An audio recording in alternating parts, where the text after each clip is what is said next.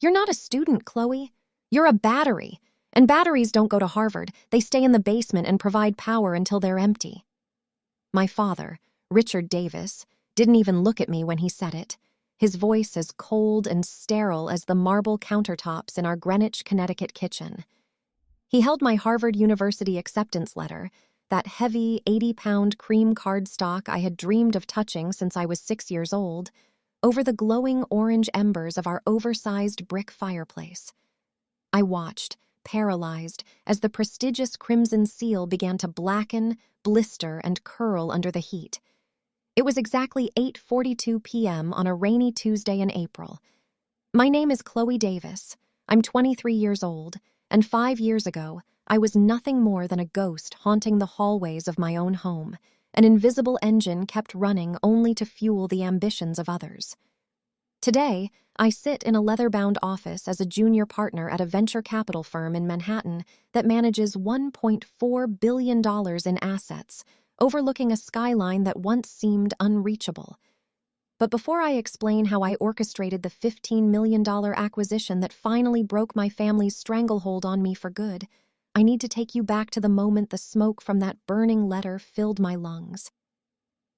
The house on Mountainwood Road was a 6-bedroom colonial masterpiece, a structure of glass and stone that looked like a sanctuary but felt like a cage. My father, Richard, was a man who measured the world in quarterly earnings and inherited prestige. He was the CEO of Davis Logistics, a company his father had built, and he carried that legacy like a weapon. My mother, Elena, was a woman of curated silences and Chanel suits, her primary role being the preservation of the Davis image at every country club gala and charity auction. Then there was my brother, Marcus. Marcus was 2 years older, the golden boy who could do no wrong despite a transcript littered with gentlemen's C's and a reputation for totaling European sports cars before he was 21. In the Davis household, Marcus was the future, and I was the utility. That Tuesday evening, the air smelled of expensive cedarwood and the rain drumming against the double-paned Pella windows. I had spent 4 years maintaining a 4.2 GPA at Greenwich Academy, sacrificing every weekend to SAT prep and extracurriculars that I hoped would be my ticket out. When the thick envelope arrived via FedEx, I thought I had finally won my freedom. But as the flames licked the word Harvard, I realized I was never meant to leave. My father needed me to stay in Connecticut to manage the back-end operations of the family business, the tedious, soul-crushing data entry and logistical auditing that Marcus was too lazy to learn, and my father was too proud to hire a stranger for. I was the cheap labor, the reliable daughter who didn't cost a salary, the battery providing power to their gilded lives while I remained drained in the dark. The silence that followed the destruction of my dreams was heavy, broken only by the soft ticking of the grandfather clock in the foyer and the distant sound of Marcus laughing at a television show in the next room. My mother didn't look up from her iPad, her fingers scrolling through a digital catalog of Tiffany glassware for an upcoming luncheon.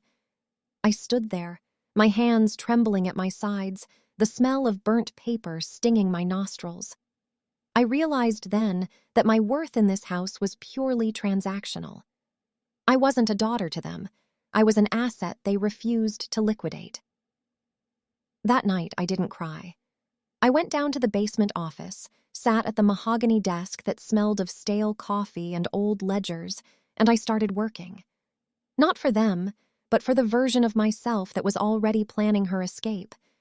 For the next 3 years, I played the part of the dutiful daughter to perfection.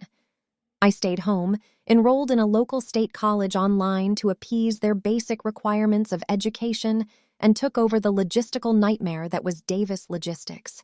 I spent 14 hours a day staring at spreadsheets, tracking shipping containers from Shanghai to Savannah, and identifying every leak in my father's bloated company.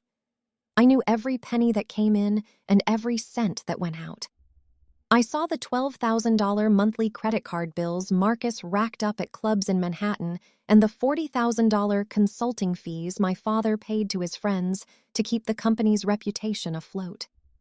While they treated me like a servant, I was becoming the most knowledgeable person in the room. I was learning the language of money, the rhythm of acquisitions, and the brutal reality of the market. My father's arrogance was his greatest weakness. He assumed that because I was quiet, I was compliant. He assumed that because I was his battery, I had no spark of my own. He gave me access to the company's digital keys, the encrypted servers, and the private equity accounts simply because he was too tech illiterate to manage them himself. By the time I was 21, I had quietly moved $200,000 of my own unpaid overtime into a series of diversified offshore accounts and high-yield tech stocks. I was building a war chest in the shadows of their neglect. I watched as they bought a new 2023 midnight black Cadillac Escalade for Marcus, a $110,000 reward for simply showing up to the office twice a week, while I continued to drive a 10-year-old Subaru with a flickering dashboard. The contrast was a daily reminder of the injustice, a fuel that burned hotter than the fire that took my Harvard letter. The turning point came during a sweltering July afternoon. My father had called a meeting in the formal dining room, the sunlight glinting off the Waterford crystal chandelier. He was frustrated. Davis Logistics was struggling with a massive debt-to-equity ratio, a result of his poor investments in failing shipping lanes. He looked at me, not as a child, but as a problem solver he didn't have to thank. "Chloe, find a way to shave 10% off our operating costs by the end of the quarter, or we'll have to sell the beach house in Nantucket," he barked, before turning his attention back to his steak. I looked at Marcus, who was busy texting on his iPhone 15 Pro, completely oblivious to the fact that his lifestyle was teetering on a precipice. It was in that moment that I saw the opening. I didn't just find a way to save 10%, I found a way to take everything. I spent the next 6 months working until 3 a.m. every night. I discovered a small, hungry tech firm in Austin, Texas, called Nexus Stream, which had developed a proprietary algorithm that could automate 80% of the logistics coordination my father's company handled manually. If Davis Logistics acquired Nexus Stream, it would be saved. But if a third party acquired it first and cut off Davis Logistics' access to the traditional markets, my father's empire would collapse. I knew the founder of Nexus Stream, a brilliant woman named Sarah, who had been rejected by firms like my father's for years. Using the money I had saved and a network of silent partners I had cultivated through late-night LinkedIn networking, I didn't just suggest the acquisition to my father. I positioned myself to be the one who owned the bridge he desperately needed to cross. By the time the $15 million acquisition deal was on the table, I was no longer the girl in the basement. I had resigned from the family business 3 months prior, a move that caused a week-long shouting match where my father called me ungrateful and my mother wept about the social embarrassment of me working for a nobody firm in the city. They didn't realize that the nobody firm was a shell company I had helped advise, which now held the controlling interest in the very technology Davis Logistics needed to survive. The irony was a bitter pill that I was ready to force them to swallow. I remember the morning of the final negotiation. I wore a tailored charcoal suit from Armani, a far cry from the oversized sweaters I wore when I was their ghost. I walked into the glass-walled boardroom of the Waldorf Astoria, where the meeting was set, and I didn't sit in the back. I sat at the head of the table. My father walked in 5 minutes late, Marcus trailing behind him looking bored and rumpled. When he saw me, his face turned a shade of purple I had only seen once before, the night he burned my letter. "What are you doing here, Chloe? This is a private negotiation," he hissed, slamming his leather briefcase onto the table. I didn't flinch. I didn't even stand up. I just slid a manila folder across the polished oak surface. It wasn't an apology, and it wasn't a resignation. It was the term sheet for the $15 million acquisition of the technology that now held his company's life in its hands. I looked him in the eye and spoke with a voice that was steady, cold, and entirely my own. "The battery is dead, Dad, and if you want to keep the lights on in that house on Mountainwood Road, you're going to have to pay for the power." The negotiations lasted 6 grueling hours. Marcus tried to intervene, but he didn't even understand the basic EBITDA calculations on the 3rd page. My mother called my cell phone 12 times, her voice cracking in voicemails about how family doesn't do this to each other. But family had burned my future in a fireplace on a Tuesday night. Family had told me I was a utility instead of a human being. As the sun began to set over the city, casting long, jagged shadows across the boardroom, my father finally signed the documents. He had to liquidate 40% of his personal holdings to meet the terms, effectively stripping Marcus of his trust fund and forcing my mother to sell the very glassware she had been so obsessed with. He looked at me with a mixture of hatred and a newfound, terrifying respect. He realized too late that the person he had spent years suppressing was the only one who had truly learned his lessons. I walked out of that building into the cool New York evening, the sounds of yellow cabs and sirens a symphony of my own making. I wasn't just Chloe Davis, the girl who didn't go to Harvard. I was Chloe Davis, the woman who had built a kingdom out of the ashes they left me. As I climbed into the back of a black 2024 Mercedes-Benz S-Class, the leather smelling of success and finality, I looked at my reflection in the window.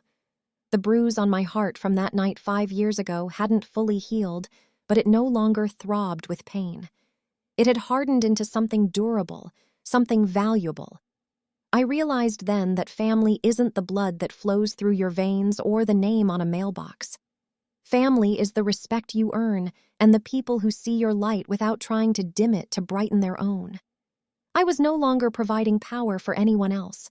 I was finally, gloriously, running on my own. The Davis household on Mountainwood Road operated on a permanent deficit of truth and a surplus of collective delusion that felt as thick and stifling as the humidity before a Connecticut summer storm. My brother, Chase, was 25 years old and lived in a 400-square-foot basement suite that my parents had finished specifically for him, a renovation they funded using a $15,000 personal loan at a staggering 9.4% APR from a local credit union. They called it an investment in his future, but I saw it for what it truly was, a gilded bunker designed to protect their golden boy from the harsh realities of adult accountability. In the distorted hierarchy of our family, Chase was the visionary, the creative spark that just needed the right environment to catch fire, while I was relegated to the role of the human ATM. While Chase spent his afternoons disrupting the graphic t-shirt industry, a venture that managed to lose exactly $8,400 in its first 6 months due to overpriced fabric samples and failed Instagram ad campaigns, I was working 32 hours a week at the Oak Ridge Diner on the edge of town. My life was a relentless cycle of grease, steam, and the rhythmic clinking of cheap silverware against thick ceramic plates as I pulled double shifts every Sunday to earn the tips necessary to cover his American Express minimum payments. I existed in the periphery of their world, a utilitarian figure defined by my ability to absorb the financial shocks created by Chase's incompetence. I wore thrifted Levi's that had been washed so many times the denim was soft and fraying at the hems, and I drove a 2004 Honda Civic with a cracked exhaust manifold that emitted a low, rhythmic ticking sound every time I accelerated past 40 miles per hour. That car was a rolling testament to my invisibility, its faded silver paint peeling under the harsh New England sun, its interior smelling faintly of the industrial-strength degreaser I used to scrub the diner floors. In sharp contrast, Chase moved through the world with the unearned confidence of a prince, his feet adorned in $240 white Common Project sneakers that he meticulously cleaned with a specialized brush every evening. He didn't drive an old Japanese compact. He drove a 2023 Mediterranean blue BMW 3 Series, a lease that my father, Richard, had co-signed for by using his 401k as collateral. My father was a mid-level floor manager at a manufacturing plant, a man whose hands were permanently stained with the gray dust of the factory floor, yet he was willing to gamble his entire retirement on the lie that Chase was just one big break away from greatness. The basement suite was a microcosm of this insanity, featuring recessed LED lighting, a kitchenette with a backsplash of subway tile that cost $80 a square foot, and a high-end gaming setup that hummed with the sound of expensive cooling fans. Every time I descended those stairs to deliver a load of his laundry or a plate of dinner my mother had prepared, I felt the physical weight of the debt pressing down on the rafters. My parents, Richard and Elena, treated the $15,000 loan like a minor clerical detail rather than a ticking time bomb tied to their home equity. They spoke of Chase's t-shirt business, VZNRY-Apparel, in hushed, reverent tones during dinner, ignoring the fact that the boxes of unsold inventory were slowly dampening in the corner of the garage. They looked at the $1,400 monthly lease payment on his BMW as a necessary business expense for his brand image, while they scrutinized my $30 grocery receipts as if I were embezzling from the family estate. The cognitive dissonance required to maintain this dynamic was exhausting, a constant performance where we all pretended that the grease on my uniform was a choice and the leather seats in Chase's car were an inevitability. Sundays at the Oak Ridge Diner were the most brutal, starting at 6 a.m. when the air was still cold and the smell of old coffee grounds hung heavy in the kitchen. I would spend 12 hours on my feet, navigating the narrow aisles between vinyl booths, balancing trays of heavy porcelain mugs and plates of over-easy eggs for the church crowd and the hungover college students. My lower back would throb with a dull, persistent ache by noon, but I couldn't afford to slow down because every dollar I made was already spoken for. When the clock finally hit 8 p.m. and I trudged out to my rattling Honda, my pockets would be heavy with crumpled $5 and $10 bills, the physical manifestation of my exhaustion. I would drive home, the cracked manifold ticking like a metronome, only to sit at the kitchen table and watch my father hand me the American Express bill for Chase's latest marketing trip to New York City. I would count out the cash, smoothed flat on the laminate surface, and watch as it disappeared into the void of my brother's ego. There was never a thank you, never an acknowledgement of the double shifts or the thrifted clothes. There was only the expectation that the battery would keep providing power until it was empty. My father's 401k was the ultimate sacrifice on the altar of Chase's mediocrity, a fund that represented 30 years of early mornings and skipped vacations. Richard would sit in his recliner, his eyes fixed on the television, refusing to look at the quarterly statements that showed the steady erosion of his future security. He had convinced himself that Chase would sell the company for millions and pay it all back with interest, a fantasy that allowed him to sleep at night despite the 9.4% APR looming over our heads. Elena was no better, spending her afternoons curating Chase's social media presence and telling the neighbors that he was a consultant for major fashion houses, while she quietly ignored the fact that I was the one paying for the high-speed internet he used to play video games until 4 a.m. I was the silent partner in their delusion, the one whose labor made their denial possible. I was 23 years old, and while my peers were starting careers or traveling, I was a prisoner to a debt I didn't incur, trapped in a house where the truth was a foreign language that no one was interested in learning. The contrast between us was most jarring on the rare occasions we were all in the driveway at the same time. Chase would pull in, the BMW's engine purring with a German precision that cost more per month than my entire rent would have been if I were allowed to leave. He would step out, his sneakers pristine, his hair styled with $40 pomade, and he would toss me the keys to move his car so he could get his samples out of the trunk. I would stand there in my stained apron, the smell of fried onions clinging to my skin, and I would look at my Honda Civic, which sat like a rusted anchor in the corner of the lot. The manifold would still be pinging as it cooled down, a sad, metallic sound that seemed to mock my efforts. I realized then that my parents didn't see the car or the apron. They only saw the obstacles I presented to their perfect narrative. If I stopped working, the BMW went back to the dealership. If I stopped paying, the 401k vanished. I was the only thing standing between them and the ruinous reality of their choices, and because of that, they hated me for the very thing they needed from me. I spent my nights in my small bedroom upstairs, the one they hadn't renovated, listening to the muffled sounds of Chase's bass-heavy music vibrating through the floorboards from the basement. I would sit at my desk, an old folding table I'd salvaged, and I would record every transaction in a secret ledger I kept hidden beneath a loose floorboard under my bed. I tracked every dollar I gave them, every cent Chase wasted, and every interest payment my father made on that predatory loan. I was building a different kind of visionary project, a roadmap of their financial destruction. I knew to the penny when the 401k would run dry and exactly how many t-shirts Chase would have to not sell before the bank started calling about the house. They thought I was just the help, a quiet girl with no ambition beyond the next tip, but I was actually the only one in the house who knew exactly what everything cost. I was learning the price of silence, the cost of loyalty, and the precise value of a family that is willing to trade one child's soul to buy another child's comfort. The air in the house was always thick with the scent of Elena's expensive candles, specifically the Joe Malone wood sage and sea salt variety that cost $80 a pop, which she burned to mask the smell of the dampness rising from the basement suite. It was a metaphor for our entire existence, an expensive veneer slapped over a foundation that was slowly rotting from neglect and mismanagement. While I was counting quarters from the tip jar to make sure I had enough gas to get to the diner, my mother was ordering organic meal kits that Chase would leave to spoil in his high-end mini-fridge.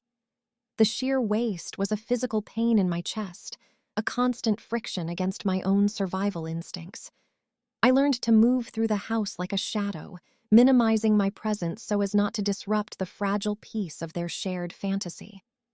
I became an expert at reading the tension in my father's shoulders when he got home from the plant, knowing that a heavy sigh meant Chase had asked for another investment, and I would be expected to pick up an extra shift at the Oak Ridge.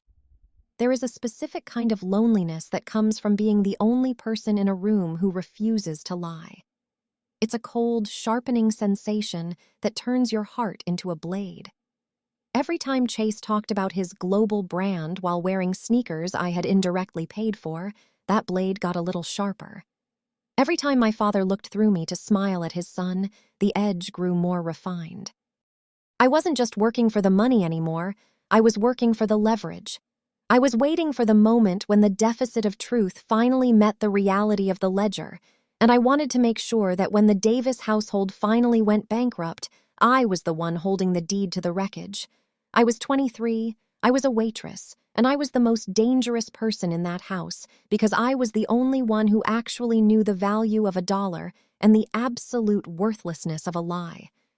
The battery wasn't just providing power, it was storing it, waiting for the right moment to surge and blow the entire circuit.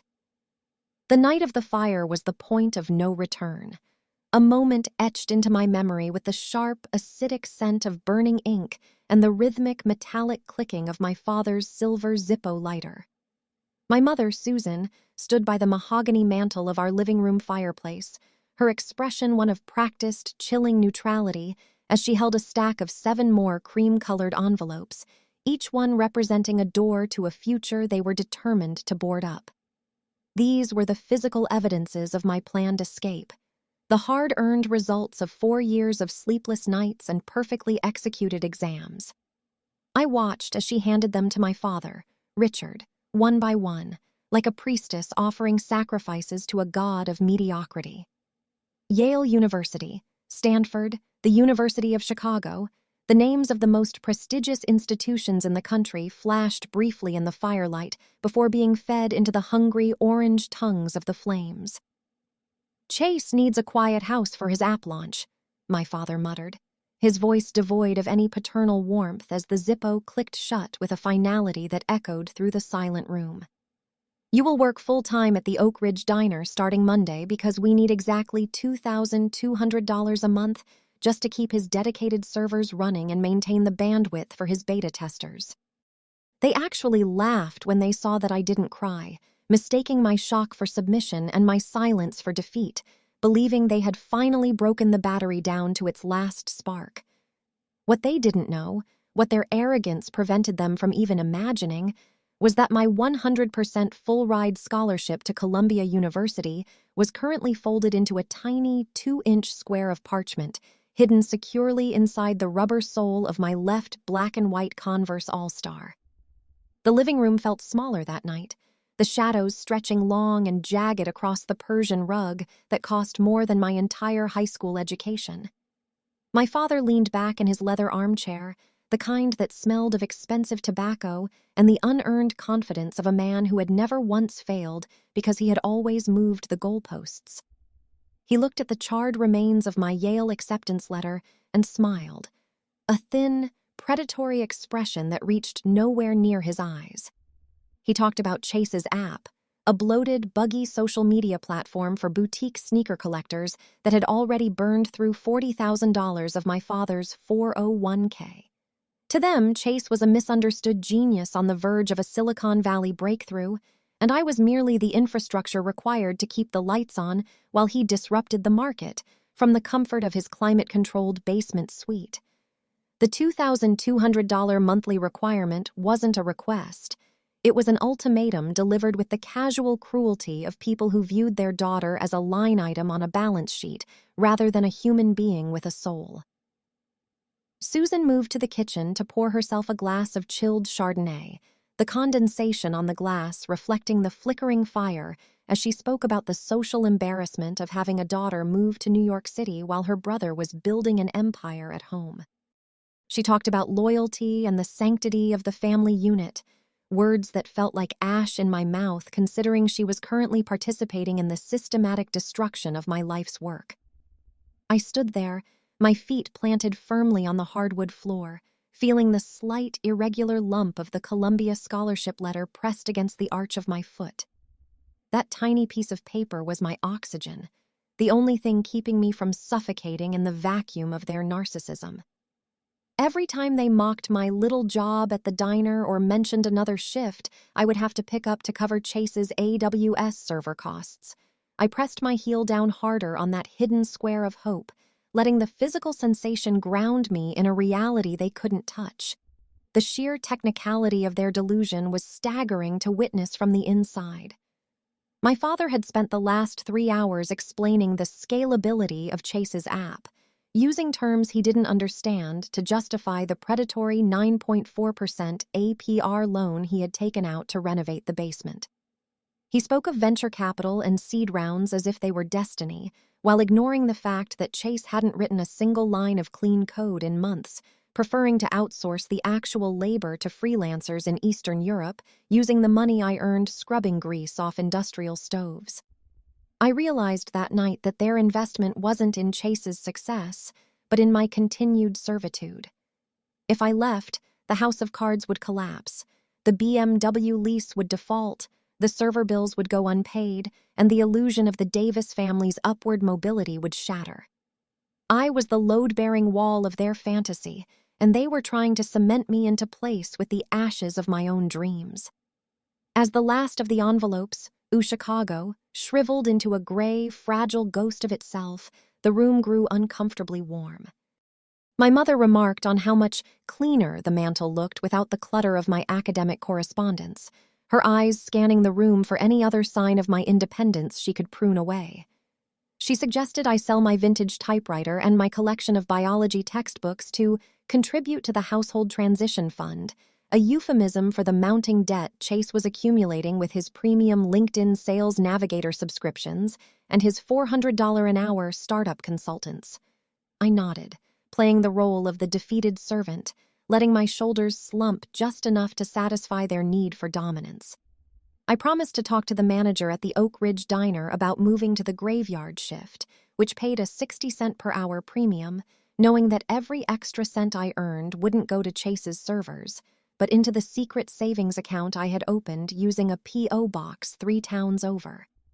The silence that followed their laughter was the most honest moment I had ever experienced in that house. I looked at the 2004 Honda Civic parked in the driveway through the window, its cracked manifold cool for now, but ready to carry me away the moment the clock struck midnight on my 18-year sentence. I thought about the $110,000 Cadillac Escalade they had bought for Chase, a vehicle that sat like a polished obsidian monument to their favoritism, and I felt a strange, cold sense of clarity. The unfairness wasn't a glitch in the system, it was the system itself. My parents didn't want a daughter, They wanted a recurring revenue stream. They didn't want a family, they wanted a fan club for their son's mediocrity. By burning those letters, they thought they were erasing my options, but all they did was sharpen my focus. They were playing a game of checkers, calculating how many hours of labor they could extract from me while I was playing a game of structural demolition, waiting for the exact moment to pull the pin. I went upstairs to my room, the one that still had the faded wallpaper from when I was 10, because they refused to spend money on a space that wasn't revenue-generating. I sat on the edge of my bed and carefully removed my left Converse, peeling back the thin fabric of the insole to reveal the tightly folded scholarship letter. I smoothed it out on my knees, the words, "Full Tuition and Housing Award," glowing like a lighthouse in the dim light of my desk lamp. Columbia was giving me everything my parents were trying to take away: a name, a place, and a future that didn't involve Chase's failed t-shirt designs or my father's factory floor bitterness. I stared at the signature of the Dean of Admissions, a man who saw more value in my brain than my father ever saw in my entire existence. I folded it back up, smaller this time, and tucked it into the secret pocket of my backpack, right next to the $3,400 in cash I had painstakingly hidden over the last 2 years. That night, the house on Mountainwood Road felt like a tomb, but for the first time in my life, I wasn't the one buried inside. I listened to the sounds of the colonial home settling, the creak of the floorboards, the hum of the high-end refrigerator in the kitchen, the muffled sound of Chase yelling at a video game in the basement. I realized that my parents were the ones who were truly trapped. They were trapped in a cycle of debt and denial, tethered to a son who would never deliver on the promises they had sacrificed everything for. They were the ones who would have to explain to the neighbors why the house was being foreclosed upon when the app launch inevitably failed. They were the ones who would have to face the silence when the battery finally walked out the door and took the light with her. I lay awake until 3 a.m., the smell of the fire still clinging to the curtains, drafting the final lines of a ledger that would never be balanced in their favor. The next morning, I was downstairs by 5:30 a.m., my apron tied tight, my thrifted Levi's reinforced for another 12-hour shift at the diner. I made my father's coffee exactly the way he liked it: black, 2 sugars, stirred 18 times, and I set it on the table without a word. He didn't look up from his phone, probably checking the latest engagement metrics for VZNRY-Apparel, but he grunted a vague acknowledgement of my presence. My mother came down in her silk robe, complaining about a headache from the wine, and asked if I had cleared the ashes from the fireplace yet. I told her I would get to it after my shift, my voice as smooth and untroubled as a frozen lake. I walked out to my rattling Honda Civic, the engine turning over with a protesting groan, and I drove toward the Oak Ridge Diner with the Columbia scholarship letter vibrating against my heart. They thought they had burned my bridges, but they had actually just lit the way for my departure. The $2,200 a month they expected from me was a debt I would never pay, a bill that would remain outstanding long after I had changed my name and disappeared into the gray, beautiful anonymity of New York City. The point of no return had been crossed, and as I shifted into third gear, the cracked manifold ticking like a countdown, I knew that the next fire in this family wouldn't be started by a Zippo, but by the sudden, terrifying realization that the power had finally been cut off for good. At 2:14 a.m., the silence of the Davis household was absolute, a heavy and suffocating blanket that pressed against the walls of my unrenovated bedroom while I sat on the edge of my narrow twin bed, staring at the shadows dancing across the floorboards. I did not spend those final minutes weeping over old memories or packing sentimental photographs of people who had already spent years systematically erasing my presence from their lives. Instead, I moved with the cold, mechanical precision of a soldier preparing for a tactical retreat. Into my worn North Face backpack, I carefully slid my $300 Acer Aspire 5 laptop, a budget machine with a plastic chassis and a dim screen that I had purchased with 4 months of saved tips from the Oak Ridge Diner. followed by 3 pairs of dark wash Levi's and the exactly $420 in crumpled bills I had hidden inside a pair of thick charcoal wool socks. I didn't feel a shred of the typical sadness or the expected adolescent longing for a home that never truly existed. Rather, I felt a profound and irreversible chemical shift in my brain, a hardening of my resolve that felt like liquid nitrogen turning into solid ice. I finally realized with a clarity that only comes in the dead of night that love in this house was not an unconditional bond, but a high-interest transaction I could no longer afford to subsidize with my own soul. I reached for a yellow Mead legal pad sitting on my scarred wooden desk, and using a black Pilot G2 pen, I wrote a single devastating line that summed up 23 years of exploitation. The ROI on this family is 0. I carried my bag down the creaking stairs, avoiding the third step that always groaned, and walked into the darkened kitchen where the moonlight glinted off the expensive granite island that my parents had installed using the home equity they were bleeding dry for Chase's failures. I placed my silver house keys on the cold stone surface right next to the Keurig K Elite coffee maker, a silent resignation of my status as the family's utility, and I walked out the heavy front door without looking back at the colonial facade of the cage I was finally leaving behind. The night air in Greenwich was crisp and smelled of damp earth and late-season lilac as I began the 3.2-mile trek toward the Greyhound bus station, my footsteps echoing rhythmically against the asphalt of the empty suburban streets. Every muscle in my body was tense, tuned to the frequency of my own survival, as I bypassed the manicured lawns and the dark windows of neighbors who had watched me grow up without ever truly seeing the bruises on my spirit.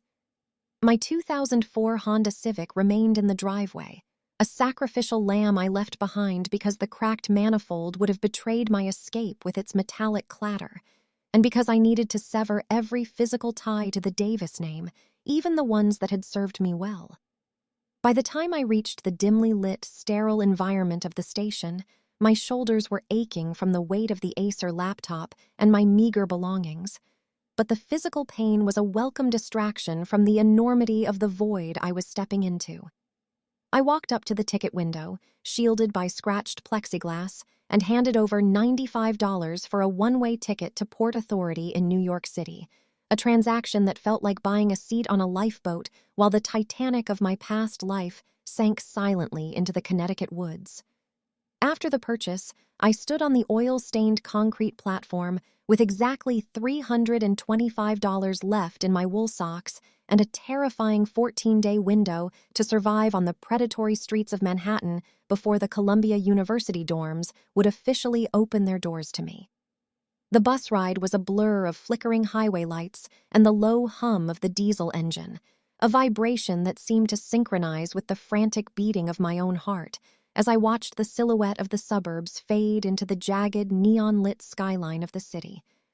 I sat in the very back row, the air smelling of stale cigarettes and industrial disinfectant, clutching my backpack to my chest like a shield against the uncertainty of the next 2 weeks. I did not sleep.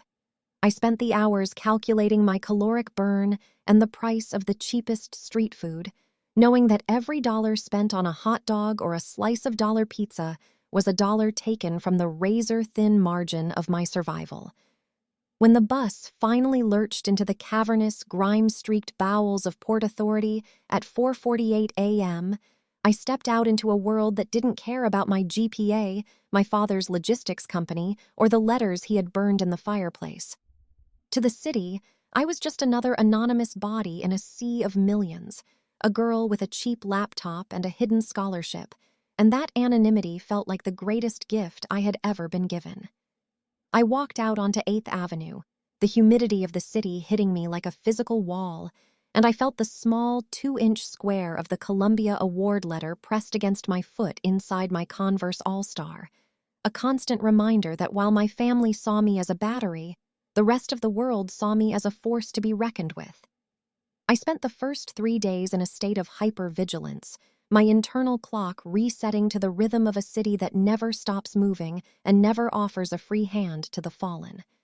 I found a 24-hour Starbucks near Columbus Circle where I could sit for hours with a single $2 tall coffee, using the free Wi-Fi to map out public libraries and safe parks where a young woman alone wouldn't attract too much unwanted attention. My meals were carefully curated for maximum density and minimum cost. Peanut butter crackers from a bodega, bruised apples from a street cart, and the occasional luxury of a bagel with schmear that had to last me from noon until the following morning. The $325 in my socks felt like a fortune and a pittance all at once, a dwindling countdown that I monitored with the same intensity I used to apply to my father's shipping ledgers. At night, I didn't seek out shelters, fearing the volatility of the crowds. Instead, I moved between late-night diners and the Staten Island ferry, using the 5-mile boat trip as a temporary sanctuary where I could close my eyes for 20 minutes at a time while the sea air whipped past the deck. I was living on the margins of society, a ghost among the commuters and the tourists, but I had never felt more alive or more in control of my own trajectory. By the end of the first week, the physical toll of my homelessness began to manifest in the dark circles under my eyes and the persistent ache in my joints from sleeping in chairs and on hard plastic benches. I would wash my face in the sinks of the New York Public Library on 42nd Street, using the hand soap and paper towels to maintain a semblance of the girl who belonged at Columbia, refusing to let the city erode my dignity. I watched the wealthy residents of the Upper West Side walk their pedigreed dogs and carry bags from Dean and DeLuca, and I didn't feel envy. I felt an analytical detachment, recognizing that their comfort was built on the same kind of illusions that had sustained my parents. I thought of Chase in his $15,000 basement suite, likely waking up at noon to check his stagnant app metrics while my mother made him an omelet, and I realized that he was the one who was truly impoverished. He was a captive of their enabling, a hollow shell of a man who would never know the visceral, electric thrill of earning his own survival through sheer grit and intellectual cunning. I was the one with the hidden scholarship and the $300, but I was the only one in the Davis lineage who was actually free. The second week was a test of my psychological endurance as the rain turned the city streets into slick, oil-rainbowed mazes, and the temperature dropped, forcing me to find warmth in the subways. I rode the one train up and down the spine of Manhattan, the screeching of the steel wheels against the tracks becoming the soundtrack to my internal monologue. I began to see the city not as a threat, but as a complex system of gears and levers that I just had to learn how to operate, much like the logistical networks I had mastered back in Connecticut. I used my Acer laptop in the libraries to research the precise locations of the Columbia administrative offices and the names of the deans, preparing my entrance not as a beggar seeking shelter, but as a junior partner in my own future. My cash reserves had dropped to $280 after I was forced to buy a new pair of socks and a heavy hooded sweatshirt from a discount store to ward off a burgeoning chill in my chest. Every night was a battle against the creeping shadows of doubt that whispered I should have just stayed and worked at the Oak Ridge Diner. But I silenced those voices with the memory of the crimson seal curling in the fireplace and the sound of my father's Zippo clicking shut. On the 14th day, as the sun began to rise over the Hudson River, casting a pale gold light over the brick and limestone of Morningside Heights, I stood at the iron gates of Columbia University. I looked like a traveler who had come a long way, my clothes slightly wrinkled and my backpack heavy, but my eyes were clear and my posture was as rigid as the columns of the Low Memorial Library. I sat on a stone bench and took off my left Converse, carefully extracting the now tattered and sweat-stained scholarship letter from the sole. It was no longer a pristine piece of paper. It was a battle-scarred document, a map of my journey through the fire and the streets. I walked into the admissions office at exactly 9 a.m., the smell of old books and floor wax greeting me like a long-lost friend, and I presented my letter to the woman behind the desk. When she looked up and smiled, recognizing my name from the prestigious list of full-ride recipients, I didn't feel a surge of relief. I felt the cold, hard satisfaction of a deal finally closed. I was no longer a battery for the Davis family's delusions. I was a student, a survivor, and the sole architect of a life that was finally, irrevocably mine. As I was handed the heavy brass key to my dorm room, I realized that the $2,200 a month my father wanted for Chase's servers was a debt that would go unpaid forever, while the investment I had made in myself was about to yield a return that would bankrupt their entire world. The arsenal I built during my first 2 years in New York City wasn't composed of steel or gunpowder. It was forged from raw, uncompromising data and the kind of cold, analytical spite that only grows in the dark. While my classmates at Columbia were attending ivy-clad mixers and networking at rooftop bars in the meatpacking district, I was pulling grueling graveyard shifts at the Butler Library, surrounded by the scent of old parchment and floor wax, and spending my mornings serving $7 oat milk lattes at a cramped coffee shop on 114th Street. My life was a calculated endurance test, a relentless cycle of labor and study where every spare second was dedicated to building a digital monster that would eventually devour the Davis family legacy. I taught myself the Python programming language by candlelight and the blue glare of my budget Acer laptop, scraping the internet for every public filing, social media post, and registered domain associated with my brother's increasingly desperate business ventures. I took his $50,000 luxury dog food app disaster, a venture my father had funded by taking out a second mortgage on the Greenwich house, and I dissected it until it became a series of predictable, pathetic mathematical variables. I didn't just watch Chase fail from a distance. I turned his incompetence into a proprietary algorithm, a predictive model that could identify startup bankruptcy with a terrifying 94% accuracy rate based on what I called behavioral red flags. I codified the exact moment a founder chooses ego over equity, such as when Chase decided to purchase a $12,000 Rolex Submariner to look the part of a CEO instead of using that capital to hire a competent chief technology officer to fix his crashing servers. I spent 70 hours a week confined within the cinderblock walls of a 10-by-10 dorm room in Carman Hall, a space that smelled of cheap laundry detergent and the 89-cent spicy miso ramen that sustained me, fueled by a singular, icy desire to become financially and emotionally untouchable. While the rest of the world slept, I was building a map of my father's financial ruin, tracking the compounding interest on his predatory loans and the steady erosion of his credit score as he continued to pour water into the sieve of my brother's delusions. The process of teaching myself to code was a brutal, lonely endeavor that mirrored the isolation I felt growing up in the basement of the Mountainwood Road Colonial. I spent hundreds of hours on Stack Overflow and GitHub, my fingers flying across the plastic keys of my laptop until the letters A, S, and E were worn completely smooth. I treated every line of code like a brick in a fortress, a barrier I was erecting between myself and the girl who once had to beg for grocery money while her brother drove a leased BMW. My algorithm, which I internally named The Reckoning, began to ingest data points that no traditional venture capitalist would think to measure: the frequency of a founder's LinkedIn posts compared to their GitHub commits, the ratio of marketing spend to actual product development, and the specific telltale signs of a father's over-leveraged pride. I watched in real time as Chase launched a new venture every 6 months, an artisanal ice cube delivery service, a blockchain-based sneaker marketplace, and I logged every failure as a data point that refined my model's accuracy. In the Butler Library, beneath the soaring ceilings and the watchful eyes of stone philosophers, I became a ghost in the machine, a silent observer of the Davis family's slow-motion train wreck.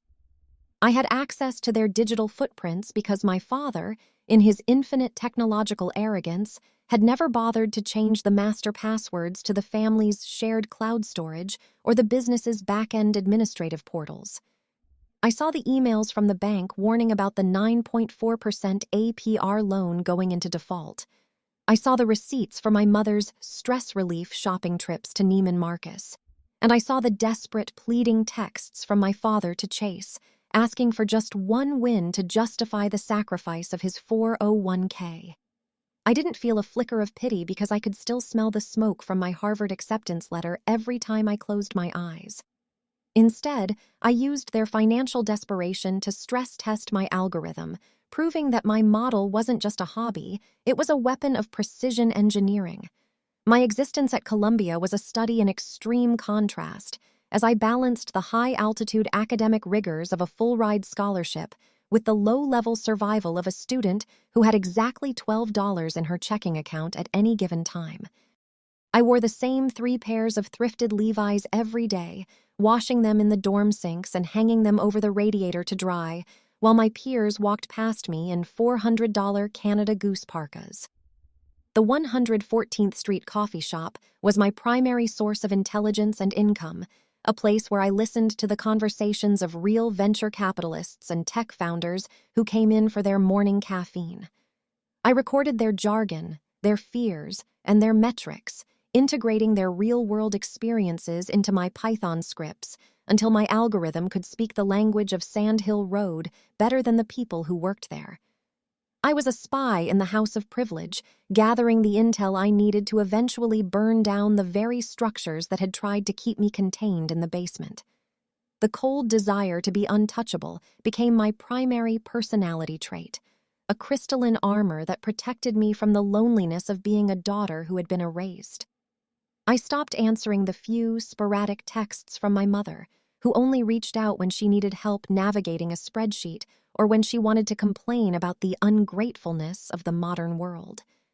I viewed their communications through the lens of my algorithm. Every text was just another behavioral red flag, another sign of a system in terminal decline. My dorm room became a command center, the walls covered in sticky notes detailing the debt-to-income ratios of Davis Logistics and the projected timeline for the foreclosure of the family home. I lived on the 89-cent ramen not because I had to. I could have taken out student loans for a meal plan, but because the hunger reminded me of the stakes. It reminded me that the battery was no longer providing power. It was storing it, waiting for the exact moment when the Davis household would be forced to buy back the energy they had stolen from me at a premium they couldn't afford. By the start of my junior year, the reckoning was no longer a script. It was a comprehensive analytical platform that caught the attention of a visiting professor who also happened to be a partner at a top-tier venture capital firm. He saw me in the library at 3 a.m., staring at a screen filled with predictive bankruptcy curves and debt default heat maps, and he asked me what I was looking at. I didn't tell him I was tracking my father's downfall. I told him I was looking at the future of risk management. I showed him how the algorithm had predicted the collapse of 3 major tech startups in the last quarter with pinpoint precision, and I explained the behavioral red flags that the market was ignoring. He didn't see a girl in thrifted jeans and a worn sweatshirt. He saw a junior partner who had built a monster in a 10-by-10 room. He offered me an internship on the spot, one that paid more in a month than I had made in 2 years at the Oak Ridge Diner, and for the first time since I left Connecticut, I felt the ice in my chest begin to glow with the heat of an impending triumph. The transition from the 114th Street coffee shop to the glass-walled offices of Midtown was seamless because I had already been living in that world in my mind for years. I traded the apron for a tailored blazer, but I kept the black and white Converse All-Stars as a reminder of the scholarship letter that had started it all. At the firm, I refined the algorithm using their massive data sets, turning my personal arsenal into a $1.4 billion asset management tool. But even as I began to manage millions of dollars in acquisitions, I kept a private server running the original Python scripts, the ones that were still focused entirely on Mountainwood Road. I watched as my father's company, Davis Logistics, entered the death spiral phase of my model, a point of no return where the interest on his debt exceeded his gross revenue. I watched as Chase's latest VZNRY project failed to gain a single user, and I saw the moment the bank finally filed the paperwork to seize the Cadillac Escalade. I spent my nights at the firm's high-end offices, the Manhattan skyline twinkling like a grid of data points outside the floor-to-ceiling windows, and I felt a sense of profound, quiet power. I was no longer the utility, I was the operator. I was no longer the ghost in the house, I was the architect of the house's destruction. I had built a life that was entirely my own, constructed from the very things my father had tried to burn: my education, my ambition, and my refusal to be a silent battery. The 10 by 10 dorm room and the 89-cent ramen were the foundations of a kingdom that the Davis family couldn't even dream of, a place where the ROI was finally, gloriously, in my favor. As I prepared the final analysis for the $15 million acquisition that would serve as the killing blow to my father's company, I realized that the data didn't just tell me how they would fail, it told me that I had already won. I was untouchable, not because I had money or a title, but because I had the truth. And in a household that ran on a surplus of delusion, the truth was the only currency that actually mattered. The sound of the silver Zippo clicking shut and the sight of the crimson seal curling in the flames were now nothing more than variables in a larger equation, ghosts that had been exorcised by the relentless logic of my Python scripts. I had turned my trauma into a mathematical model, my resentment into a predictive algorithm, and my isolation into a $1.4 billion career. I sat at my desk in Midtown, the silence of the office a sharp contrast to the ticking of the grandfather clock in Greenwich, and I hit the run command on the final simulation. The result was a 98% probability of total Davis family insolvency within the next 6 months. I leaned back in my chair, the leather creaking under my weight, and I smiled. The battery was full, the circuit was closed, and the lights on Mountainwood Road were about to go out for the last time, leaving them in the very darkness they had tried to reserve for me.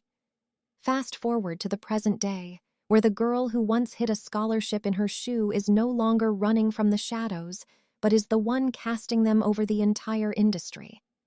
I am 23 years old, and I am the founder and CEO of Vigilant Analytics, the firm I built from the Python scripts I wrote in a 10 by 10 dorm room while eating 89-cent ramen. My company was recently acquired by a Tier 1 private equity group for exactly $15 million, a valuation based on the 94% accuracy of my predictive bankruptcy algorithms, the very monster I created to track my brother's failures. I now live in a penthouse in Tribeca with 12-foot ceilings, floor-to-ceiling windows that overlook the Hudson River, and a silence that is no longer oppressive, but expensive. I have traded my thrifted Levi's for a wardrobe of curated power, yet I still wake up at 5 a.m. every morning, a habit born from the Oak Ridge diner that I can't seem to shake. My life is a series of high-stakes meetings and terminal green data streams until the morning a specific pitch deck landed on my desk at Vance Capital, where I am now a managing partner. The name on the cover page was Chase Davis, and the company was another hollow shell called VZNRY Nexus, a desperate attempt to pivot into the decentralized logistics space using buzzwords he clearly didn't understand. I sat in my ergonomic leather chair, the scent of expensive espresso and filtered air filling the room, as I scrolled through the financial disclosures he had been forced to attach to the deck. The golden boy was drowning. He was exactly $240,000 in personal and business debt, most of it high-interest credit cards, and the remnants of that 9.4% APR loan my father had taken out years ago. Even more devastating was the notice I found buried in the appendix of his credit report. The family home on Mountainwood Road was in official pre-foreclosure, with a notice dated October 12th, due to 6 months of unpaid mortgage installments. Chase was begging for a $500,000 seed round just to stay afloat, promising returns he couldn't possibly generate. I didn't send a rejection email, and I didn't have my assistant schedule a Zoom call to deliver the news. Instead, I stood up, walked to my window to look at the city I had conquered, and I booked a flight back to Connecticut. I rented a 2024 midnight black Cadillac Escalade, the very car my parents had once bought for him while I drove a rusted Honda, and I put on a $4,500 Max Mara power suit in a shade of charcoal that felt like armor. I drove back to that suburban living room, the cracked manifold of my past replaced by the silent, predatory hum of a high-end engine, ready to witness the final collapse of the Davis delusion. The drive from the airport to Greenwich was a surreal journey through the graveyard of my childhood, the familiar trees and stone walls of Connecticut blurring past as I gripped the leather steering wheel with hands that no longer trembled. When I pulled the massive Escalade into the driveway of the house on Mountainwood Road, the sun was beginning to set, casting long, bruised shadows across the lawn that hadn't been mowed in weeks. The colonial facade, which once felt like an impenetrable fortress, now looked small and tired, the white paint peeling around the window frames and a notice of default taped crudely to the heavy oak front door. I stepped out of the car, the click of my stiletto heels against the pavement sounding like a countdown, and I smoothed the lapels of my Max Mara blazer. I didn't knock. I still had a key in my handbag that I hadn't used in 5 years, and as I turned the lock, the heavy door groaned on its hinges as if protesting the return of the ghost they had tried to exorcise. The air inside the house smelled of stale coffee and the dampness I remembered from the basement, a scent of decay that no Joe Malone candle could mask anymore. I walked into the living room, the very place where my Harvard letter had been reduced to ash, and found the three of them sitting around the mahogany coffee table, surrounded by stacks of unpaid bills and the glossy pages of Chase's latest failed pitch deck. My father, Richard, looked 20 years older, his face etched with the gray fatigue of a man who had realized too late that he had gambled his retirement on a lie. My mother, Elena, was huddled in her silk robe, her eyes red-rimmed and fixed on a glass of wine that was far too full for a Tuesday afternoon. And there was Chase, sitting in the center of the wreckage in his common project sneakers, which were now scuffed and gray, looking at a laptop screen with the same vacant, visionary expression that had drained our family dry. When they looked up and saw me standing there, vibrant, successful, and wrapped in $4,000 of Italian wool, the silence that followed was so heavy it felt like it might crack the floorboards. "Chloe," my mother whispered, her voice cracking as she stood up, reaching out a hand that I didn't take. My father didn't speak. He just stared at the Cadillac parked in the driveway and then back at me, his eyes flickering with a mixture of desperate hope and profound shame. Chase was the first to find his voice, though it lacked the arrogance of our youth. "Did Vance Capital send you? Did you see the deck? We just need the seed round to bridge the gap to the Series A, and then we can save the house," he said, his words tripping over each other in a frantic attempt to maintain the narrative. I didn't sit down, and I didn't offer a hug. I simply walked over to the fireplace, which was cold and filled with old soot, and I placed my leather briefcase on the mantel. I looked at the three of them, these people who had viewed me as a battery to be drained, and I realized that I didn't feel the burning rage I had expected. I felt nothing but a cold, clinical detachment, the same feeling I had when my algorithm confirmed a terminal bankruptcy. I opened my briefcase and pulled out a single sheet of paper, not a check for $500,000, but a printout of my company's acquisition terms and the legal documents for the $15 million liquidation. "I saw the deck, Chase," I said, my voice steady and resonant in the quiet room. "I saw the 94% probability of failure, the $240,000 in personal debt, and the October 12th foreclosure notice on the home I helped pay for with double shifts at the Oak Ridge Diner." I turned to my father, whose hands were shaking as he gripped the arms of his chair. "You told me that batteries don't go to Harvard, Dad. You said they stay in the basement and provide power until they're empty. Well, it turns out you were wrong about one thing. I wasn't just a battery, I was a capacitor. I was storing every insult, every stolen dollar, and every burnt dream until I had enough power to buy the very ground you're standing on." I watched as the realization dawned on them that I wasn't there to save them. I was there to audit the remains. The $15 million acquisition of Vigilant Analytics meant that I had more liquid capital than the entire Davis lineage had seen in 3 generations. But I wasn't going to give them a single cent to keep the delusion alive. I told them that I had already been in contact with the bank holding the mortgage and that I was prepared to buy the debt and take possession of the house myself, but not so they could live in it. I was going to turn the Mountainwood Road property into a foundation for low-income students who had been denied the chance to go to college, a living monument to the education my father tried to burn. My mother began to sob, a jagged sound that filled the room, while Chase looked at his scuffed sneakers as if they were the only thing left in the world. My father finally looked me in the eye, and for the first time in my life, I saw him see me.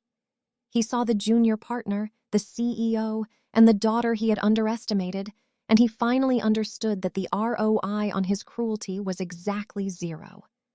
I stood there in my Max Mara suit, the light of the setting sun hitting the polished glass of the Escalade outside, and I felt the final piece of the puzzle click into place. I had spent years obsessed with technical specifications, the brands of the cars, the APR of the loans, the exact square footage of the basement, because I needed the world to be quantifiable so I could control it. I needed the data to prove that I was more than the ghost they wanted me to be. But as I looked at my broken family in that decaying living room, I realized that the most important metric wasn't the $15 million or the Tribeca penthouse. It was the fact that I could walk out of that door and never look back, and the light would stay on because I was the one holding the switch. I didn't need their approval, their apologies, or their love to be whole. I had built my own foundation, and it was made of something far more durable than cream-colored cardstock or family names. "The servers are going off tonight, Chase," I said, closing my briefcase with a sharp final click that echoed like the Zippo lighter once did. "And as for the house, you have 30 days to vacate before the contractors arrive to gut the basement." I walked out of the house without a second glance, stepping into the cool evening air that tasted of freedom and finality. I climbed into the black Cadillac Escalade, the engine purring to life with a quiet, expensive confidence, and I drove away from Mountainwood Road for the last time. As I reached the highway, the lights of the city began to twinkle on the horizon, a grid of endless possibilities and calculated risks. I thought about the 80-pound cream cardstock burning in the fireplace 5 years ago and realized that it hadn't been the end of my story. It had been the catalyst. I was Chloe Davis, I was 23 years old, and I was finally, gloriously, out of the basement.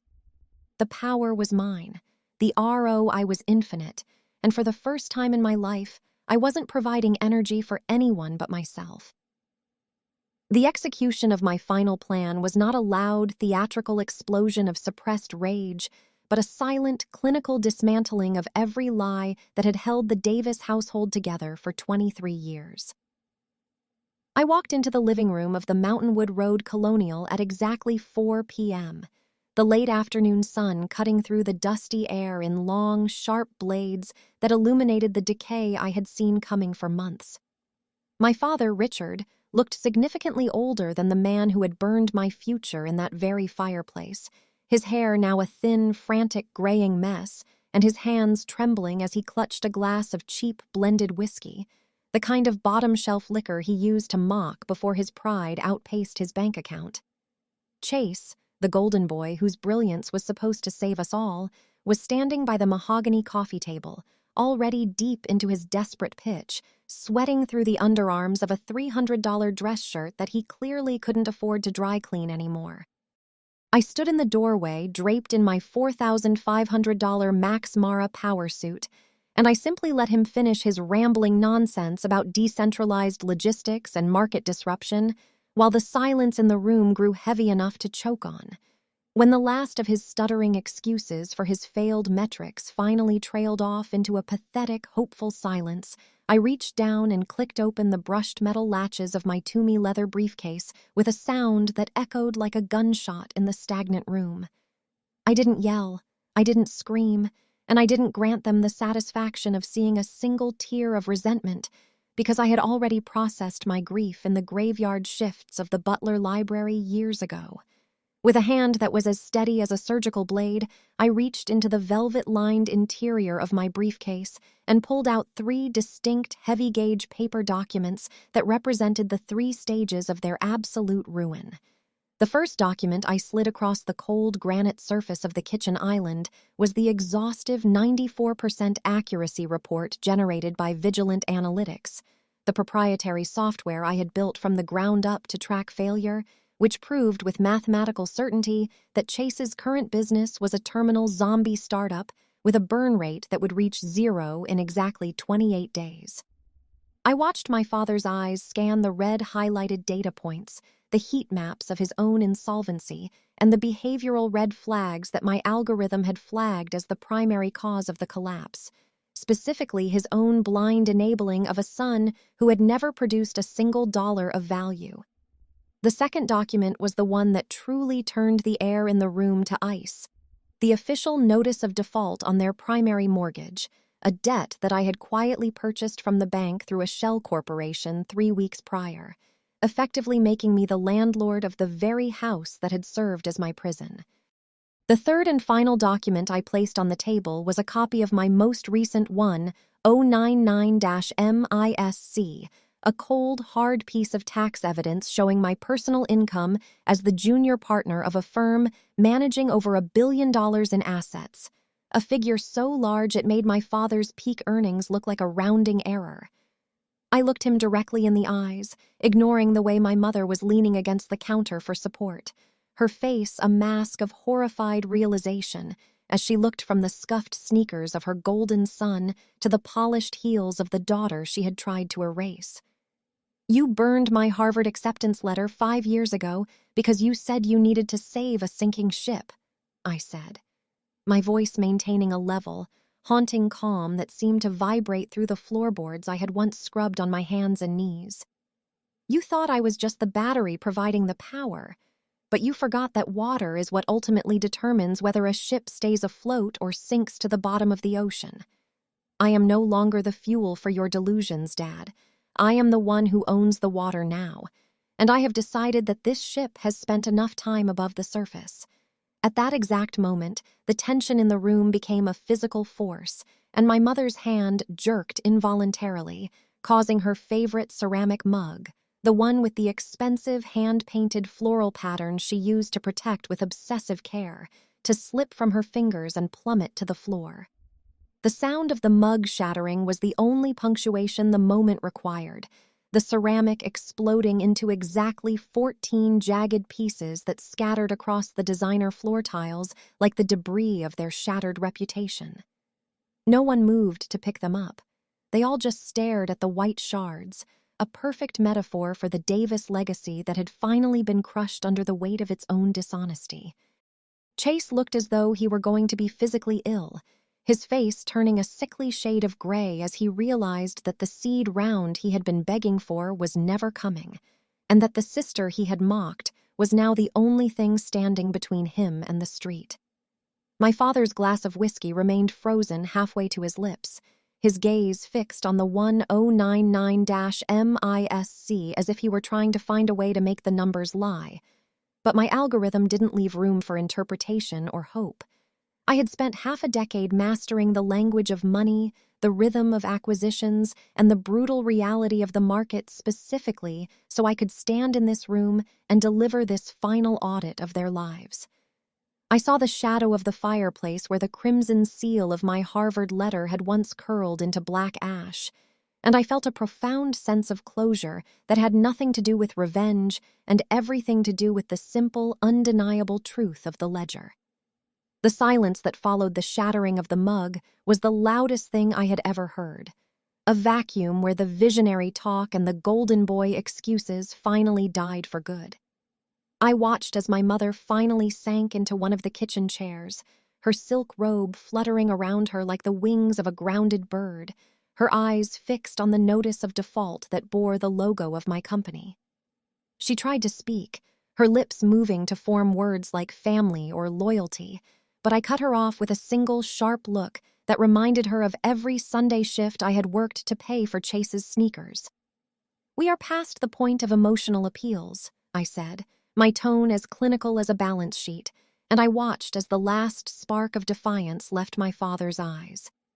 He looked around the kitchen, at the marble, the stone, the expensive light fixtures, and he finally saw them not as signs of status, but as the walls of a tomb he had built with his own arrogance. I was the ghost who had come back to collect the keys, the girl who had turned the basement into a laboratory for their destruction, and I felt the weight of the Max Mara suit against my shoulders like a suit of armor that could never be pierced by their neglect again.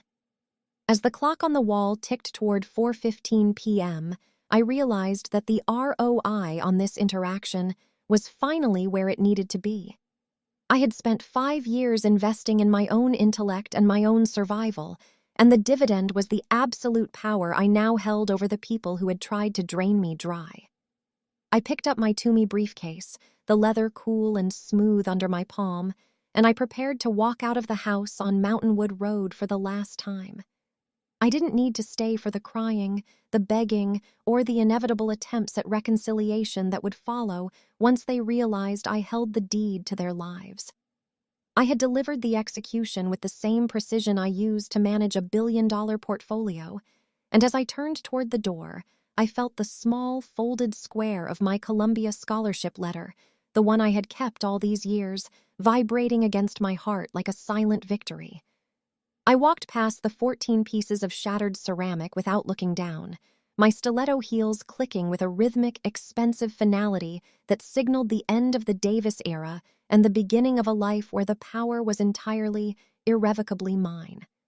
The drive back to the city was a celebration of silence, the black Cadillac Escalade gliding over the highway as the sky turned a deep, bruised purple over the Connecticut shoreline.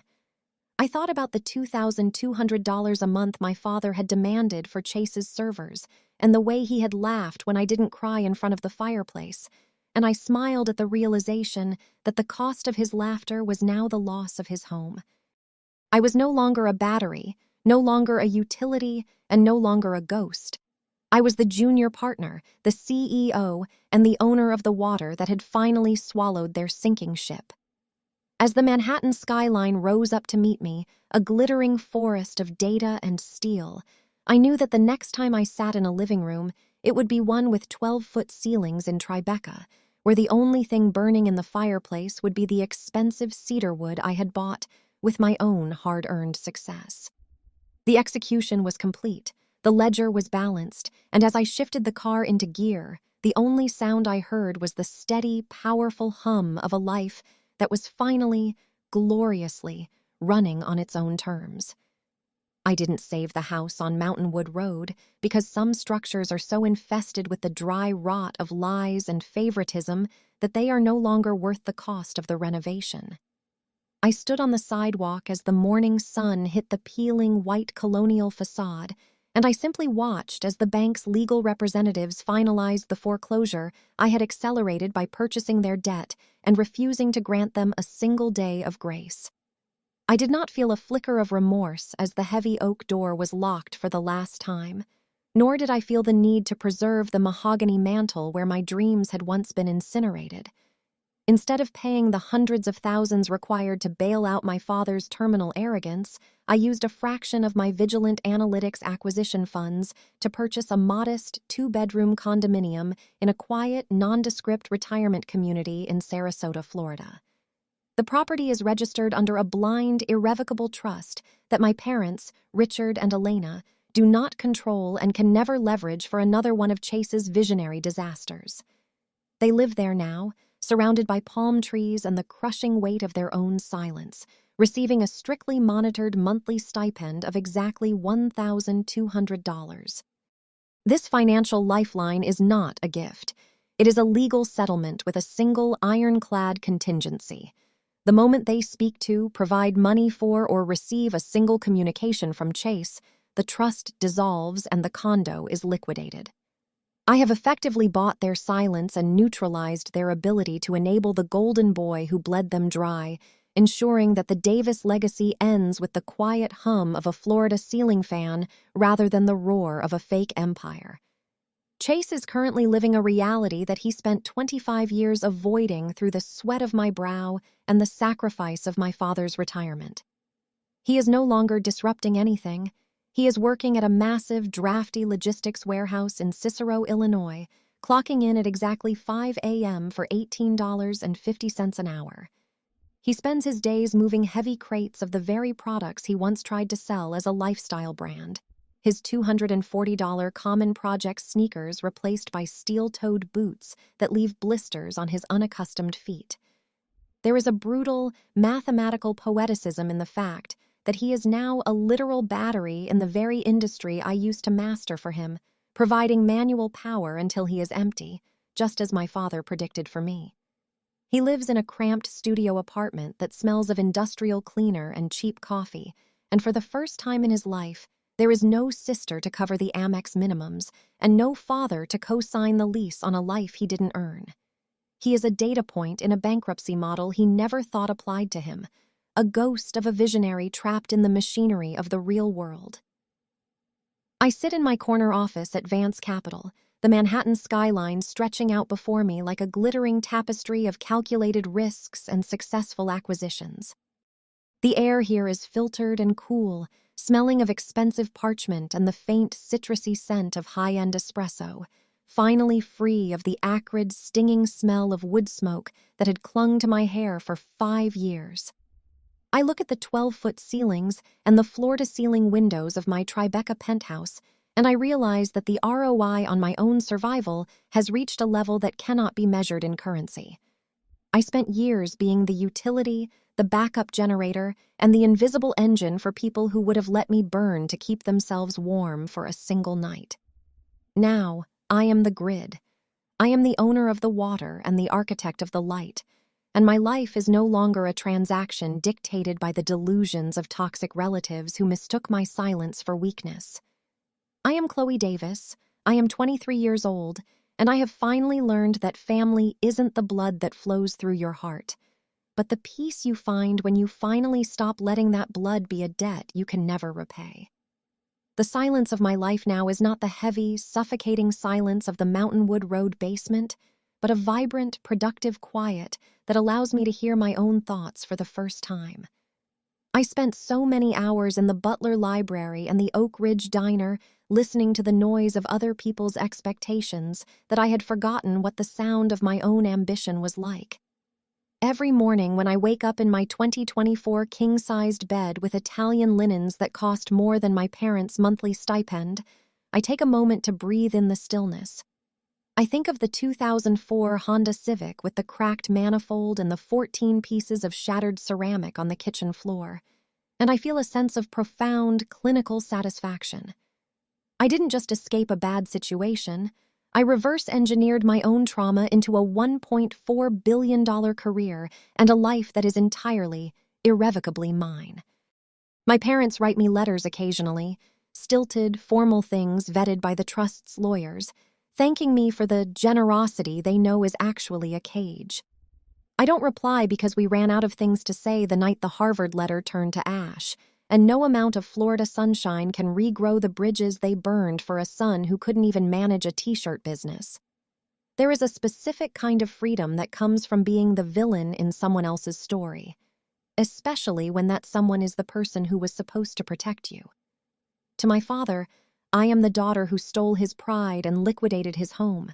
To Chase, I am the sister who abandoned him to the warehouse floors of Illinois. But to myself, I am the person who looked at a 0 ROI and had the courage to walk away before the deficit consumed me entirely. I have replaced the Davis family crest with a legacy of data, precision, and the cold, hard truth of the market. I spend my weekends in art galleries and quiet bookstores, moving through the world with the ease of a woman who knows exactly what everything costs and who refuses to pay retail for loyalty ever again. I have a small circle of friends now, people who know my story and who never ask me to dim my light so they can feel brighter. We talk about venture capital, the future of AI, and where to find the best late-night oysters in the city, and not once does the conversation turn to the obligations of blood. The warehouse in Cicero is probably cold this time of year, the wind off the lake whipping through the loading docks as Chase hauls pallets of goods he'll never own. Sometimes I pull up the warehouse's public performance metrics on my terminal just to see the efficiency ratings of his shift, a tiny digital window into the life he's built for himself. I don't do it out of malice, but out of a need for data to remain consistent with my models. He is exactly where the algorithm predicted he would be. The 94% failure rate proved correct, and the behavioral red flags of his ego finally hit the wall of reality. My father probably spends his days at the community pool, avoiding the eyes of other retirees who talk about their successful children, while my mother tries to find the same brand of wine she used to drink in Greenwich on a budget that doesn't allow for luxury. They are the artifacts of a dead era, preserved in a trust-funded amber, while I am the living, breathing manifestation of everything they tried to suppress. I often think about the night at the Port Authority, standing there with $325 in my wool socks and the weight of the city pressing down on me. I think about the girl who slept on the Staten Island ferry and washed her face in public libraries, and I want to tell her that she was right to be cold. I want to tell her that the ice in her chest was actually the foundation of the skyscraper she would eventually build. The battery they wanted me to be was never meant to just provide power. It was meant to outlast the storm. I am no longer a ghost in my own home because I have built a home where ghosts aren't invited. The smell of smoke has been replaced by the scent of fresh rain on Tribeca pavement and the crisp, clean smell of a new ledger. I am 23. I am a junior partner, and for the first time in my life, I am not waiting for a letter to tell me who I am or what I am worth. I have defined my own value, calculated my own worth, and the dividend is a life of absolute, unburdened freedom. Family is a word that people use to justify a lot of bad math and even worse behavior, but I have learned that true family is the community you build when you stop accepting the debt of your birth as a life sentence. My life is a testament to the fact that you can survive the fire and come out not just unburned, but forged. As the sun sets over Manhattan, casting a golden glow over my office and the $1.4 billion in assets I manage, I know that I have finally balanced the books. The Davis household is closed, the golden boy is at the warehouse, and the daughter they underestimated is the one who owns the horizon. I am finally, gloriously, and entirely free. If you're reading this and you feel like the battery in your own life, I want you to know that the exit is closer than you think, but you have to be willing to let the house burn to find it. Stop providing power to a system that doesn't value your light and start building an arsenal of your own. Because in the end, the only person who can truly decide your ROI is you. My name is Chloe Davis, and I am the one who kept the power.